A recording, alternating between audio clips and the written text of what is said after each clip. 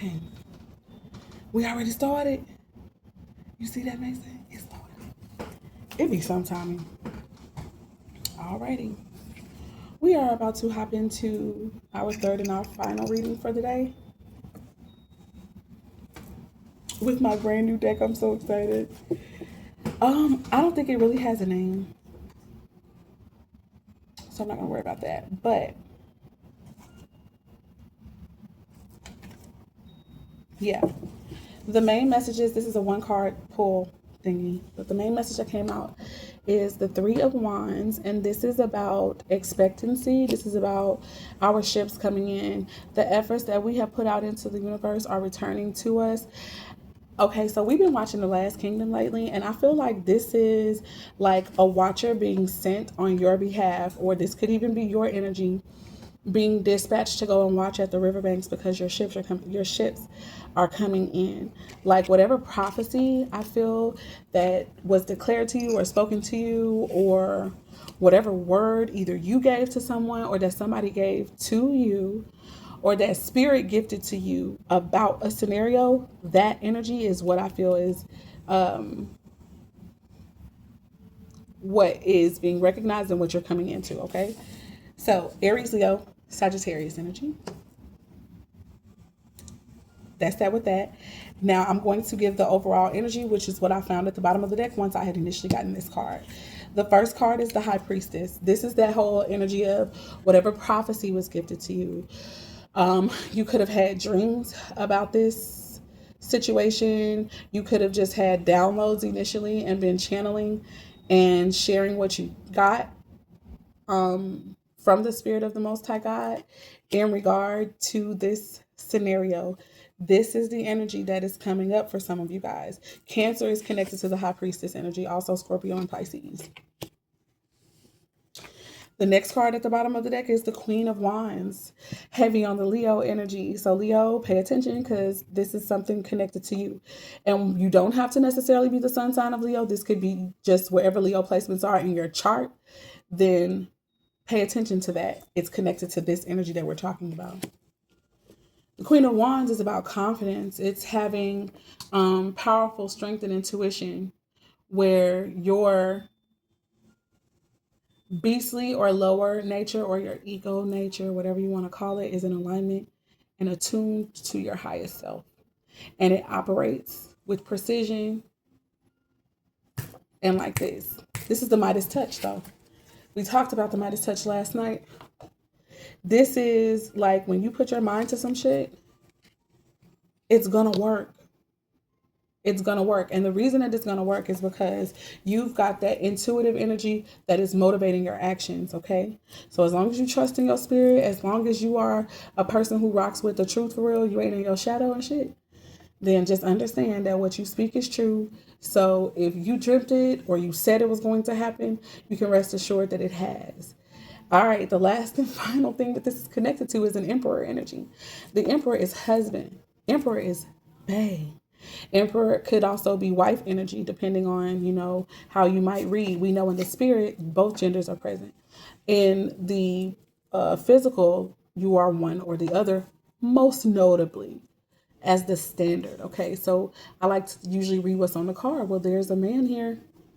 Now, the truth of the matter is you got to pay attention to how this shows up in your own life, though. Because if this is your energy showing up and you're a woman, well, then that would mean that it's the divine masculine energy possibly within you showing up, right? But if it's an actual physical representation of the emperor, then it's more than likely going to be a male or an energy that moves like this. This is a person who is in control. They have wisdom and strategy. Like, this is a person that has knowledge. They have been trained for the job ever since their youth. This would be a person that technically knows what they're doing. Okay? They are a leader, natural born. Usually this gives me Taurus or Aries energy, but it could be any sign. I feel like this is somebody ready to step in, stand in their authority and their power. The guy got the crown on, all the garb. Please let, I feel the need to tell you, this person obviously may not really be dressed like this in the physical, but please understand, in the energy, in the spirit, this is this person. They are ready. Just saying. So that is the reading. Let me see if I can clarify. Is there a new deck that I can use, or are we going to clarify with the same deck? What say you, Mason? Thank you. Let's go get a new deck.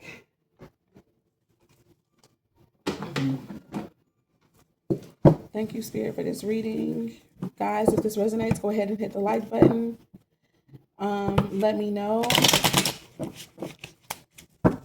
Yeah, man.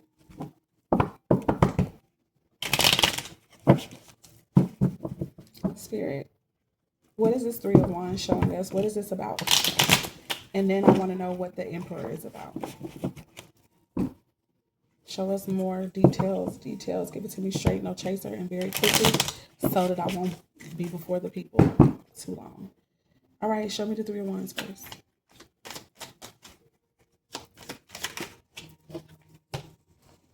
So with the Three of Wands, we have the Four of Wands. This could have been a connection where you guys cohabitated together at one point in time in the past, because it's in my past energy. But of course, past, present, and future are really usually always connected.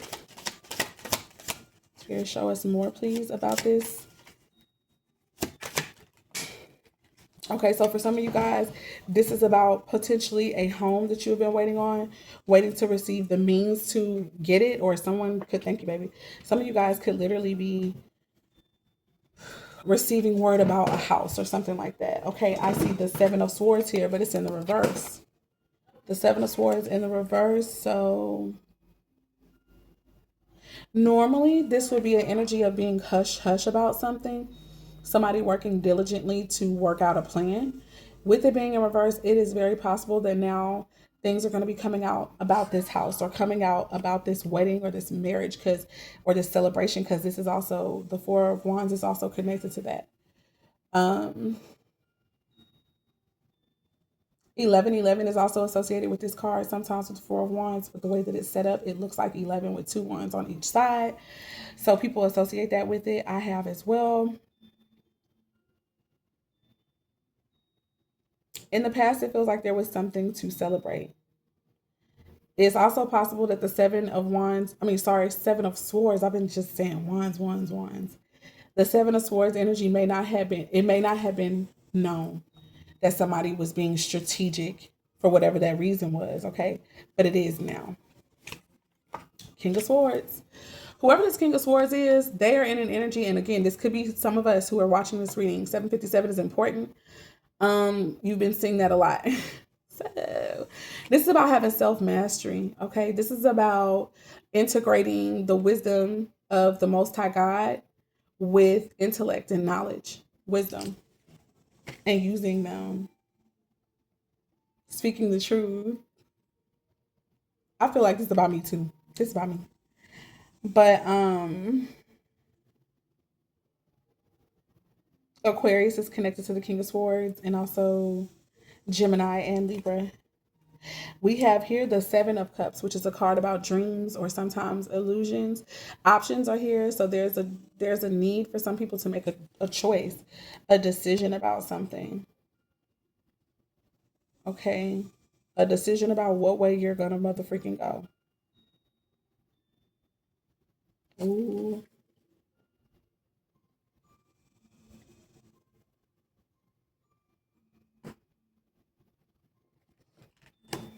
I'm getting something about this, and I feel like I want to say it, but I don't have it fully worked out yet, so I kind of don't want to talk without having it worked out. But I was looking at the cups, and in each of the cups, there is something represented here. And I feel like it's something that we all deal with and we all go through. Like, for example, there's like the epitome of a dragon in the first one, or a snake that deals with wisdom, the shadow, the underworld, potentially, transformation. Then there's a castle, which can deal with the house. It can deal with foundation, family.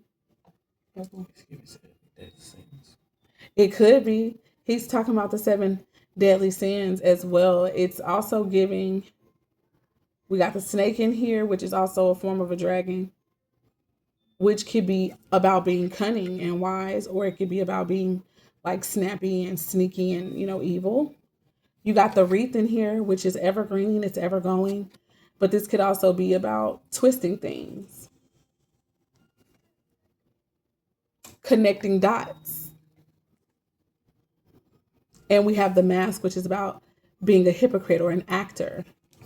But I think that's important and significant because when I look into the word of God, like literally the word God, the Elohim is there. So there's not just one, there's many that make up the one. And then um for me, the word that's associated with God also is actor, idol, so many things, animals, it's all connected. So yeah, man. Just being able to know which energy, I think, to choose a cup. We have the right to choose a cup or a couple cups. But the point is to make a choice, like in what energy do you want to show up at this time? And I would say if you're in the King of Swords energy, then you are going to be looking to your charts. You are going to be looking to ancient wisdom and ancient paths to reveal to you which cup you need to drink from in order to manifest whatever it is that you are set to manifest at this point, at this time. Okay. Spirit, show me the Emperor, and I'm gonna leave y'all alone. What is the Emperor energy here for? I'm seeing the Five of Swords, which is about strategy, cunning. It could also be in some instances about manipulation for some people. It just depends on what it is. For you, this is Gemini, Libra, Aquarius energy. Also connected to Taurus and Aries energy. We got the Chariot, Cancer. So somehow integrating somebody's strategy or somebody's idea of what they need to do is to get with. Now, I'm looking at my nephew like that because when I was pulling the cards initially, after I got from the bottom of the deck, the first three cards at the bottom, what was at the bottom of it was the Wheel of Fortune. So the Wheel of Fortune energy is always tables turning, tides changing, cycles ending, karmic retribution happening. It's the appointed time for whatever is going to happen. That is what's come up on the Emperor. So, and this is God's doing. It's God's plan. I'm hearing Drake's song, God's plan.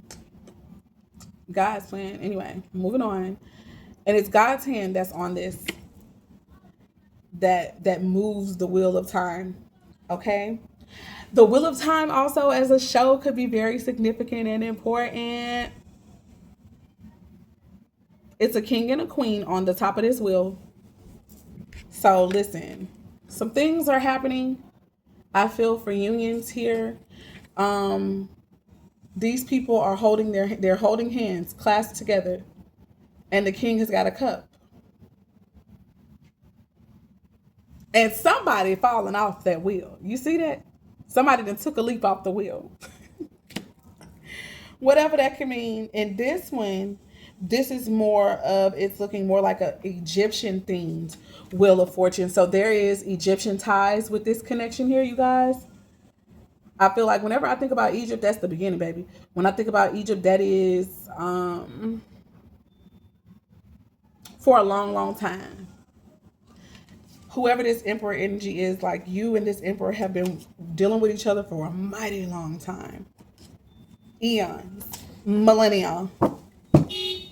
All right, that horn for me would be confirmation. I digress.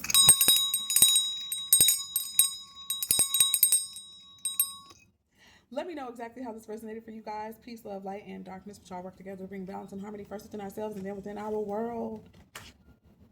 Baby. I just feel like working together is going to be significant with this. Merging your light and dark with each other to move forward. Some type of strategy to get a car. And it feels like it's up from there. Okay? That has been the reading, you guys.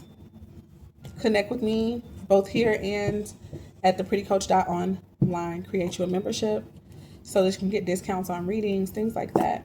And just be in the know about other things we have going on. So be it, and so shall it be.